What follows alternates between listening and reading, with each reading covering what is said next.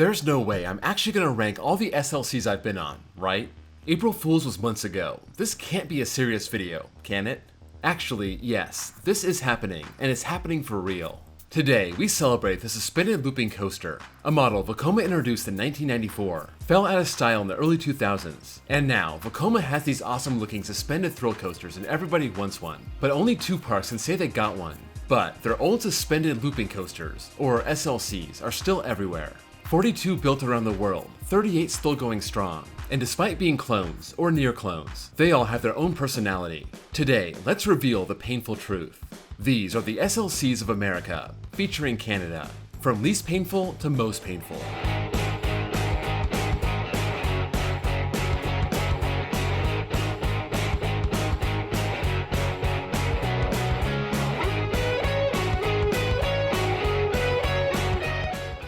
First, thanks to Catherine Zimmerman for this video idea. At first, I'm thinking there's no way I'm gonna sink so low as to rank SLCs, but when I got to thinking about it, the more sense it made. If you think this video is stupid, blame Catherine Zimmerman, not me. I've ridden all the SLCs in America except for one, and sadly, it's the one that's closest to my house, Gauntlet at Magic Springs. I've wanted to go to this park a few times, but I keep hearing they have more than one coaster down, and it's not cheap to get in, so I just have never done it. It's 4.5 hours from my house, and one day I will. So if you've ridden Gauntlet, let me know if it's one of the good ones or one of the bad ones. I also want to include Canada's Wonderland on the list, so I will, but I can't in good conscience call this a North American list. I have never been to Six Flags Mexico to ride Batman the Ride, and I've never been to La Ronde to ride Ednor. I also never got to ride it when it existed at Six Flags Astroworld. I was gonna head over there in 2020 and 2021, but COVID happened and I couldn't even get into Canada for a couple years. I've also never ridden any SLC in Europe or Australia, so let's just stick to my experiences in America. Also, since this is a list of Vekoma SLCs, I'm gonna flip this ranking over and start with the best ones and end with the worst ones. Number 12, Great Nor'easter at Maurice Piers. This is the holy grail of SLCs, and it makes me think when these were new, they were very good. This was built in 1995, but the owners of this pier park have been very proactive to keep it great. That started with getting new trains in 2008. These were more vest-like and took away the chance of headbanging. Then, it got a major overhaul in 2017, replacing most of its track and another set of new trains. By the time I rode this in 2021, I was actually blown away. This is better than a bunch of B&M inverts, super smooth, super intense, and with that retrack just 4 years prior, it makes me think all of these were, once upon a time, awesome. Number 11, Riddler Revenge at Six Flags New England. I rode this as Mind Eraser back in 2015 and it sucked. I don't think I'm being mean, even the park realized it. That's why, going into 2018, it got repainted, rethemed, and the best thing, new trains. When I got back here in 2018, I didn't know what to expect, and when I got off, I was stunned. I actually enjoyed an SLC. I found an SLC I wanted to re-ride every time I went back to the park. This SLC was a top 4 ride in the park. In this case, all it took was new trains and Vestas trains to make it good. But as we will see, sometimes new trains don't help. Number 10, Serial Thriller at Geauga Lake. This was my second ever SLC, riding this in 2002 when the park was called Six Flags Worlds of Adventure, and it supports my theory that these SLCs were pretty good when they were new. This was built in 1998, so it was only 4 years old by the time I got to ride it, and lucky for me, I wrote a real-time review as soon as I got back from the trip. It was a big surprise, especially given my experience my first SLC the year prior. I'll talk about that later. This was very smooth, no headbanging. It had a cool setting right by the lake, and I thoroughly enjoyed all 5 inversions. This closed down with this park in 2007, and it found itself a new home where it still runs very well to this day. Number 9, Thunderhawk at Michigan's Adventure. Here we are, less than a year after being shut down. This moved from Ohio to Michigan, the one coaster Cedar Fair has ever put in Michigan's Adventure. You might think, relocated SLC, that's more of a curse than a gift. But I got to ride this in 2021, 13 years after it made its big move, and it's still a very solid ride. This didn't get a retrack, it didn't get new trains. It was taken apart and put back together again. It has all the hallmarks of a coaster enthusiast nightmare, but lo and behold, I enjoyed it. Maybe it seemed better than it was, being set in a park that doesn't have a lot to offer, but if it was shaky and painful, I'm sure nothing could have hidden that. Just like at Geauga Lake, it found a new lakeside setting, and maybe there's just something about this particular ride. It's good anywhere you go. Number 8, Twisted Typhoon at Wild Adventures. Speaking of rides that seem better because of their setting, Wild Adventures is a park full of clones and family rides. And wouldn't you believe it, in a park with 6 coasters, it's their SLC that stands out as the big star. Okay, big star might be a stretch. I would call this rideable and somewhat enjoyable. It opened as Hangman in 1999, renamed Twisted Typhoon in 2012. No retrack, no new trains, so you're playing with fire. But I thought this ran very well, so kudos to Wild Adventures and their maintenance staff. I rode this in 2021 when the ride was 22 years old, and I had no problem with it.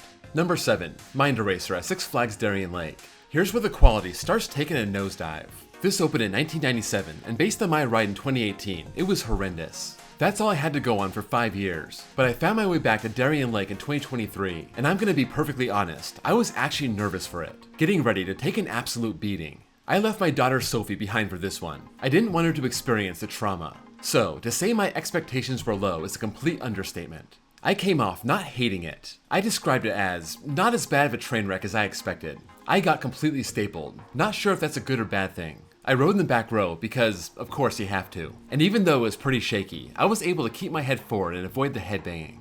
So, is this a good ride?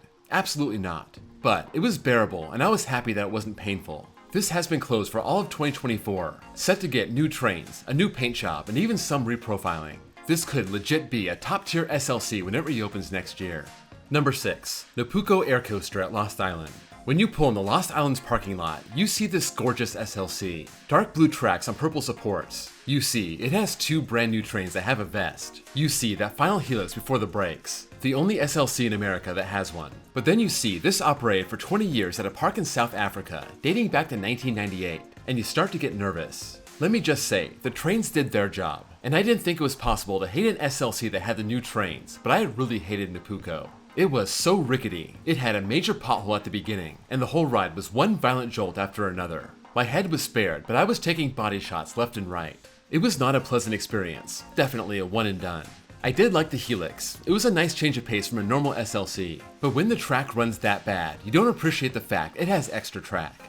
Number 5, Professor Screamore Skywinder at Six Flags America.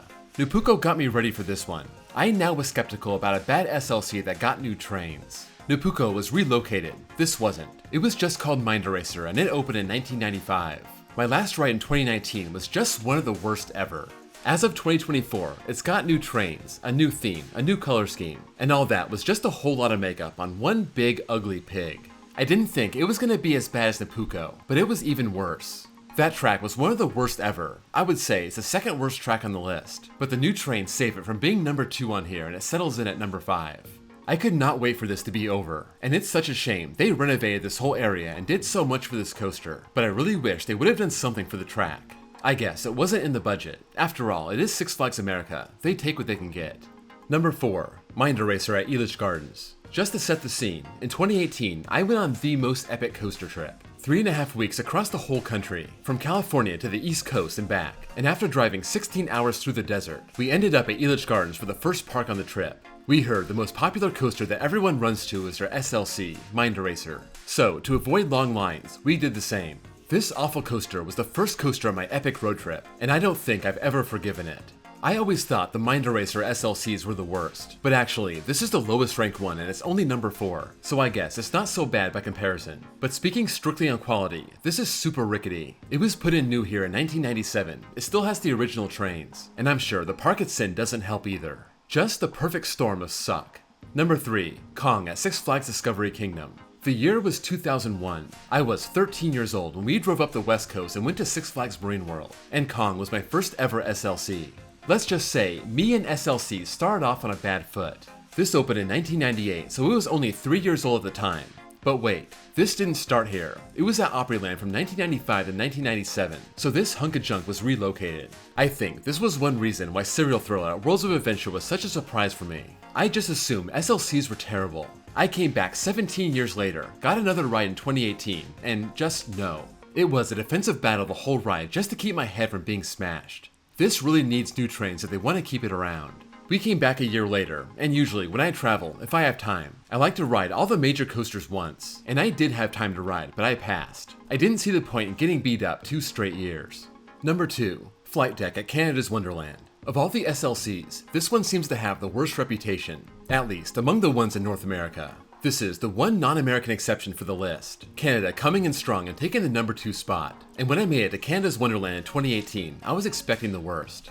When we walked up to flight deck, we were the only ones waiting, so I figured, why not take a free ride in the front row? After all, this was one of the last credits we needed, and after getting destroyed by some of Canada's Wonderland's other coasters, my body could use the break. So, for 5 years, my only experience with flight deck was a not so bad front row ride. I knew I cheated. I didn't get the full flight deck experience, so when I came back, I vowed to ride it in the back and see if it was truly the worst SLC. I did this in 2023, and flight deck did not disappoint. This dates back to 1995, opening under Paramount's ownership as Top Gun. So, it's one of the oldest out there and it has the original trains. It was bad. The track ran crazy rough and you still have to worry about your head. At least with Napuko and Professor Screamore, that wasn't of any concern. Flight deck is truly awful and it probably won't be around much longer. Number 1. T3 at Kentucky Kingdom. Here we are, the worst of the worst, and I feel 100% fine giving this honor to T3. Another old one, this opened as T2 in 1995, closed down with the park in 2010, did not reopen with the park in 2014, and some people may have thought it was on its last leg. Just the opposite, it was getting an overhaul. It got new trains, but not from Vekoma, they were from Comeback. Granted, the people behind Comeback used to work for Vekoma, but that didn't seem to help these trains be any good. This does eliminate the chance of headbanging, but you have a big brick on your lap along with shoulder straps, and these put everything below your waist in jeopardy. This was a very unpleasant realization on my first ride in 2018. I got back one more time in 2020, a bit more prepared this time, but the biggest thing for me this time around was the track. We've talked about some bad track on this list. Napuko, Professor Screamore, Kong, but I think T3 is the gold standard for bad SLC track. Maybe it was the comeback trains and the way these ran on the track, or maybe it was the track itself. I have no idea. I just know that of all the SLCs I've ridden, this is the worst, and that's saying a lot. There's no shortage of competition when it comes to bad SLCs. Hershin took this park over in 2021, and by the end of 2022, they shut down T3, finally removing it early in 2024. Apparently, some other park bought it, so if this is coming to your home park, just be aware, you're getting a true monstrosity. That's all I have for now. Mind you, this is just from my experience in the SLCs I've ridden, so if you have anything else to add, let me know. Any bad SLCs outside North America, any great or bad rides than the ones I mentioned, sound off in the comments below. If you enjoyed this video, please drop a like, and if you're new here and love coasters, even the occasional SLC, please give me a sub. Also, check out my second channel where I post copyright-free off-ride footage. Thank you all for watching, and I'll see you all next time.